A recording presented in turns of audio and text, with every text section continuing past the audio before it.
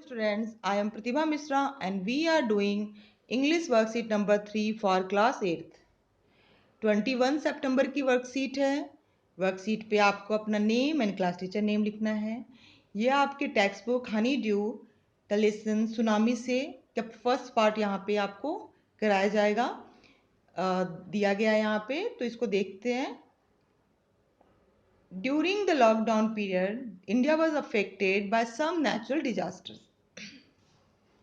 Lockdown के दौरान India में कई जगह पे नेचुरल डिजास्टर्स आए, यानी कि बाढ़ आई, कहीं साइक्लोन आया, कहीं अर्थक्वेक आया। Look up the news of last 4-5 months and right the names of a place state where these natural disasters occurred. अब आपको 4-5 महीने जो आप देखेंगे न्यूज़ को पिछले, तो आप उसके बाद से देखकर आप देखे होंगे और देखकर आप बताइए कि यहाँ पे ये जो नेचुरल डिजास्टर है वो कौन कौन से प्लेस पे आए थे। तो अर्थक्वेक को देखिए, यहाँ पे दिल्ली एनसीआर में आया हुआ था, अक्सर आता रहता है अर्थक्वेक। फ्लड्स आपका बिहार असम में आया। लैंडस्लाइड, अक्सर लैंडस्लाइड हिली एरिया में होते हैं, उत्तराखंड में हुआ। साइक्लोन आपका वेस्ट बंगाल एंड उड़ीसा में आया। तो आप ये यहाँ पे लिखेंगे। उसके बाद देखते हैं, in this lesson you will read about another natural disaster tsunami. इस लेसन में आप एक दूसरे नेचुरल डिजास्टर सुनामी के बारे में जानेंगे, पढ़ेंगे। On 26 December 2004 a tsunami hit parts of India such as the Andaman and Nicobar Island and the Tamil Nadu coast and a few more countries. 26 दिसंबर 2004 को सुनामी जो था वो इंडिया के अंडमान निकोबार, आइसलैंड एंड तमिलनाडु के कोस्टल एरिया, कोस्ट यानी कि समुद्री तटीय एरिया पे आया था, और भी दूसरे देशों में भी सुनामी आया।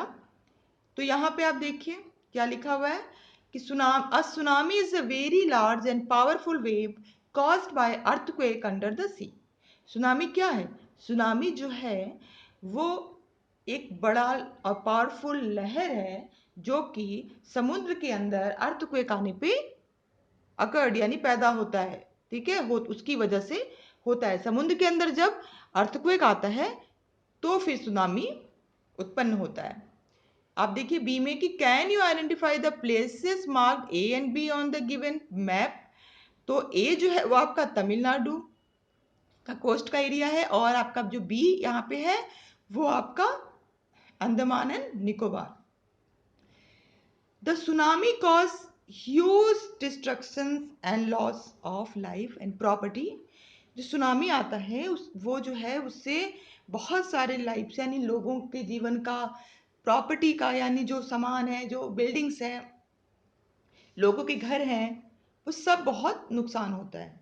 तो सुनामी जो है वो डिस्ट्रक्शन का, ह्यूज डिस्ट्रक्शन यानी बड़ी बर्बादी का कारण बनता है, लोगों के लाइफ का, प्रॉपर्टी के लॉस का। Here are some stories of courage and survival. यहाँ पे कुछ स्टोरीज दी जा रही हैं साहस और इससे बचने की, सर्वाइवल मतलब कि जो इस आपदा से बच गया। तो यहाँ पे देखिए, these stories are all from the Andaman and Nicobar archipelago.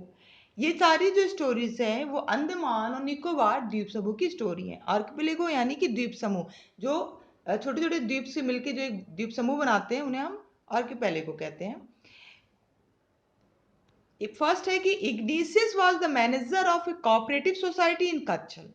Igneous जो था वो मैनेजर था कोऑपरेटिव सोसाइटी का कच्छल में। His wife woke him up at 6 AM। उसकी वाइफ ने उसे 6 बजे मॉर्निंग में जगाया, because he felt an earthquake, क्योंकि उसको अर्थक्वेक, भूकंप सा महसूस हुआ था। Igneous carefully took his television set off its table and put it down on the ground so that it would not fall and break. Igneous ने अपने television set को केयरफुली टेबल से उतार के जमीन पे रखा ताकि वो गिरे नहीं और टूटे नहीं।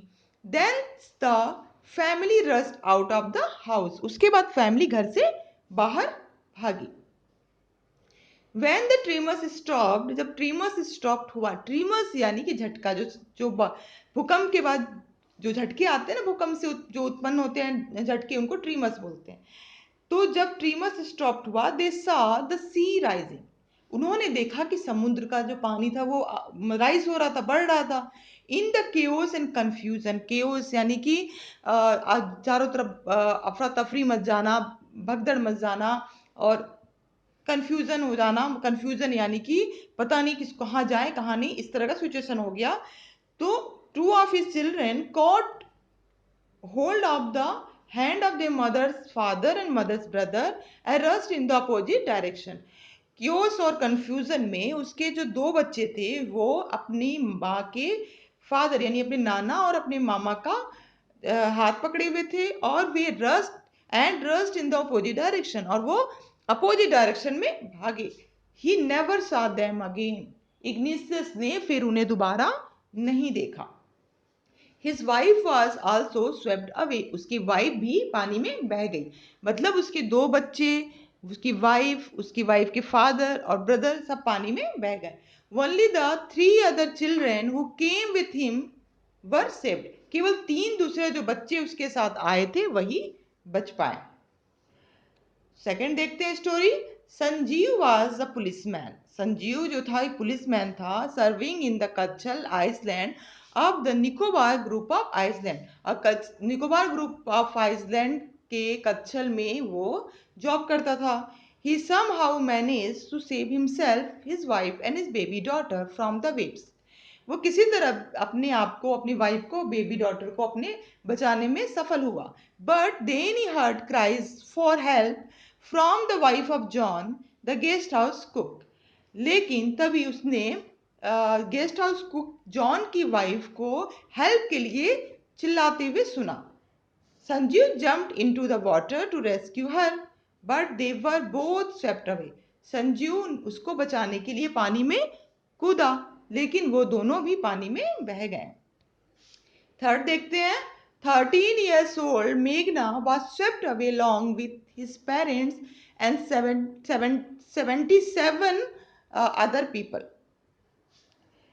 13 साल की जो मेघना थी वो भी अपने पेरेंट्स और 77 दूसरे लोगों के साथ पानी में बह गई थी। She spent 2 days floating in the sea, holding on to a wooden door. वो 2 दिन तक एक वुडन डोर, एक लकड़ी का जो दरवाजा होता है उसके ऊपर अपने आप को लेटकर वो 2 दिन तक पानी में फ्लोट करती रही, तैरती रही समुद्र में। 11 times he saw relief helicopter overhead, but they did not see her. 11 बार उसने अपने ऊपर से रिलीफ हेलीकॉप्टर को जाते हुए देखा, लेकिन वो इसको नहीं देख पाए। She was brought to the shore by a wave and was found walking on the seashore in a daze.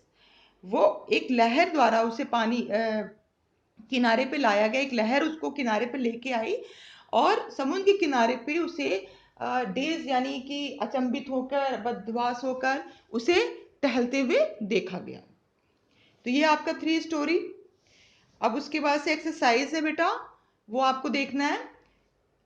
Now complete the sentences with the help of the passage above. अब आपको जो सेंटेंसेस यहाँ पे है वो उसे complete करना है फिलिंग द ब्लैंक से, और फिलिंग द ब्लैंक है ये, और आपको पैसेज के ऊपर में हेल्प लेकर इसे आपको कंप्लीट करना है जो स्टोरीज दे रखी हैं। फर्स्ट है कि मेघना spend 2 days dash in the sea, तो मेघना स्पेंड 2 days क्या है, फ्लोटिंग इन द सी। फिर है she saw dash overhead but they did not see her, तो उसने क्या देखा था अपने ऊपर, तो उसने रिलीफ हेलीकॉप्टर देखा, तो she saw relief helicopter overhead but they did not see her.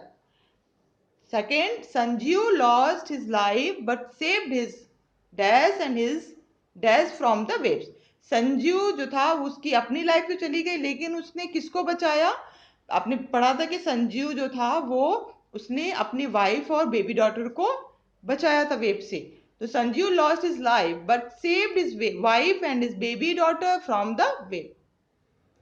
Third है कि igneous could only save his dash children who came with him, कि इग्निशियस केवल कितने बच्चों को बचा पाया जो उसके साथ आए थे, तो 3 children who came with him सिर्फ उनको ही वो बचा पाया। तो इसके बाद आपका डी है, वो देखते हैं। In your opinion which words in the list below describe Sanju. अब यहाँ पे आपको कुछ वर्ड्स दे रखे हैं, आपको उन वर्ड्स की सहायता से आप संजू को डिस्क्राइब करना है कि संजू कैसा था। Look up the dictionary for words that you are not sure of. Use words from the list to complete the sentence below. आपको इन वर्ड्स की हेल्प से आपको ये सेंटेंस है उसे कंप्लीट करना है। तो क्या है, I think that he was very brave. किसको? संजीव को। मैं सोचता हूँ कि संजीव बहुत ब्रेव। उसके बाद ऑप्शन में आपकी चेयरफुल है, ब्रेव है, केयरलेस है, हीरोइक है, सेल्फलेस है और हार्टलेस है। तो यहाँ पे ब्रेव तो दे रखा है, केयरलेस तो है नहीं, हीरोइक वो है, एंड सेल्फलेस यानी कि स्वार्थी नहीं है, वो दूसरों के बारे में भी सोचा तभी तो वो जंप किया जॉन की वाइफ के लिए। तो यहाँ पे आपका हीरोइक एंड सेल्फलेस आएगा। तो आप ये ऑप्शन चूज कीजिए। उसके बाद आप नेक्स्ट देखते हैं E. Find out the past tense of the verbs from the above passage and rewrite the phrase as example has been done for you। यहाँ पे जो आपको verbs दे रखे हैं उसमें आपको जो पास्ट टेंस में आपको इसको बनाना है। ध्यान से देखिए बच्चों, एक एग्जाम्पल भी आपको दे रखा गया है। यहाँ पे आपको टेंस चेंज करने हैं। यहाँ पे जो इटैलिक वर्ड जो लिखा गया है, इसमें पिंक कलर में जो वर्ड है उसको आपको पास्ट टेंस में चेंज करना है। बाकी आपको जो आपका दूसरे वर्ड है वो सेम रखिएगा। तो यहाँ पे वर्ब को चेंज करना है। तो फील द अर्थक्वेक, फील आपका वर्ब है, इसको पास्ट टेंस में किया गया है, तो यहाँ पे फेल्ट द अर्थक्वेक बनाया गया है। सेकेंड है सी द सी राइजिंग। तो यहाँ पे आपका पास्ट टेंस सी का क्या होगा? सा होगा। अब इसके बाद सा द सी राइजिंग आप लिख लीजिएगा यहाँ पे। थर्ड देखिए, कम विथ हिम, कम का केम, यहाँ पे पास्ट टेंस कम का केम होगा। तो यहाँ पे आप केम विथ हिम यहाँ पे राइट कर लीजिएगा अपनी कॉपी में, नोटबुक में। फिर यहाँ पे फोर्थ देखिए, हियर क्राइज फॉर हेल्प। तो हियर का आपका पास्ट टेंस हर्ड होगा, तो हर्ड यहाँ पे क्राइज फॉर हेल्प करिएगा यहाँ पे।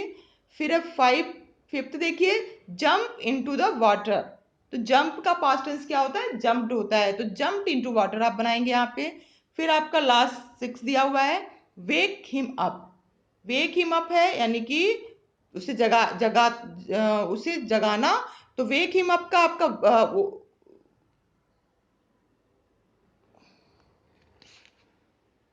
यहाँ पे क्या लिखा हुआ है? वेक लिखा हुआ है बेटा।